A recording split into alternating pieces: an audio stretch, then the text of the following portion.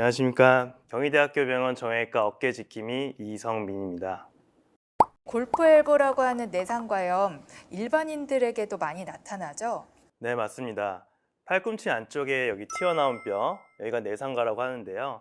내상과에 붙는 힘줄에 퇴행성 건병증이 발생해서 통증이 나타나는 것을 내상과염이라고 합니다.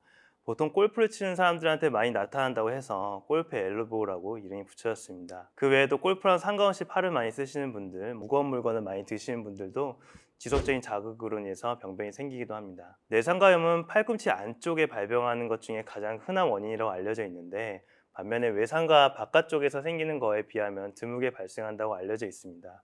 반복적으로 힘이 들어가는 회내전 동작과 관련해서 팔꿈치 내측에 통증을 보입니다.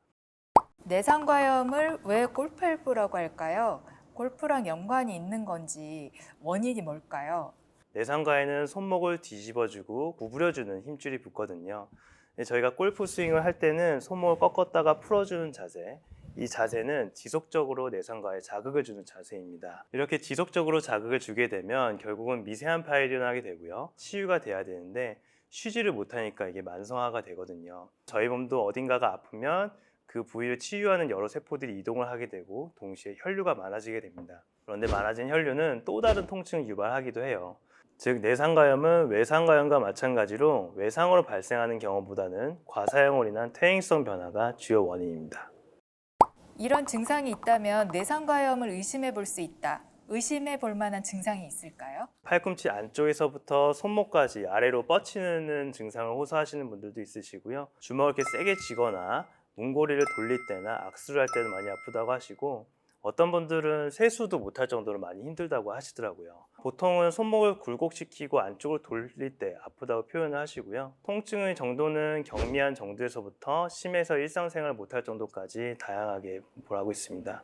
처음에는 약간의 통증과 불편감만 느끼다가 질환이 진행되면서 통증이 점점 심하게 진행이 됩니다.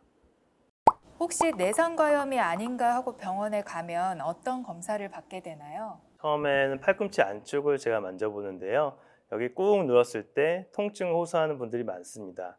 그리고 팔꿈치를 굽힌 상태에서 주먹을 쥔 채로 손가락이 천장을 바라보게 한 상태에서요. 제가 이렇게 저항을 주고 위로 굽혀보세요 라고 했었을 때 통증을 호소하시는 분이 있으면 내상과염일 가능성이 있겠구나 라고 말씀을 드리고 있습니다. 그 외에도 저희가 영상검사도 진행을 하는데요.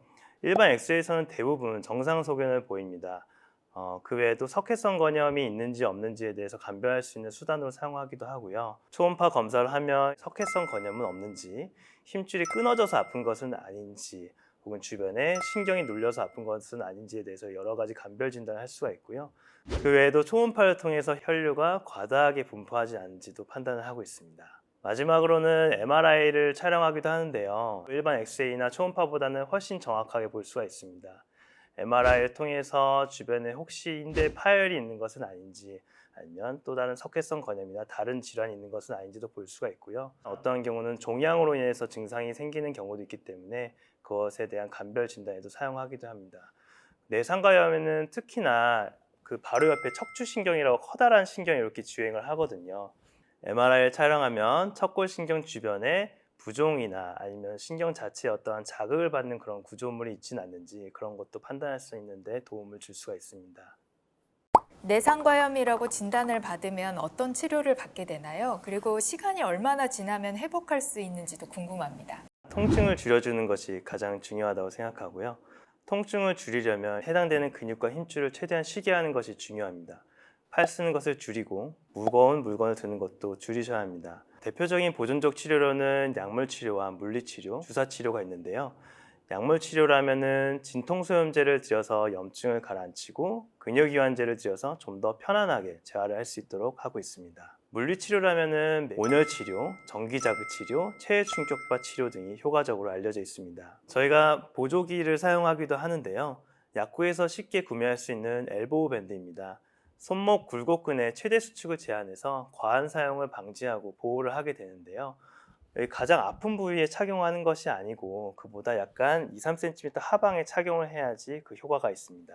주사 치료로는 대표적으로 PRP 주사와 증식 치료가 있습니다. PRP 주사는 혈소판 풍부혈정이라고 하는데요. 우리 혈액 중에 피를 굳게 만드는 혈소판을 농축을 시키면 이 혈소판에서 여러 성장인자들을 분비를 해서 치유를 돕게 하는데 그 효과를 극대화시키는 거죠. 증식 치료는 포도당, 설탕과 비슷한 성분을 손상 부위에 주입을 해가지고 인위적으로 조직에 상처를 입혀서 염증을 일으킴으로써 치유를 유도하고 손상받는 힘줄을 치료하는 방법입니다. 순간적인 효과는 떨어지지만 장기적으로는 효과적이라고 알려져 있습니다. 보통은 3에서 6개월 정도 보존적 치료를 하고 완쾌되시는 분들이 많으신데 그럼에도 불구하고 지속적으로 아프다 하면 수술을 하고 있습니다.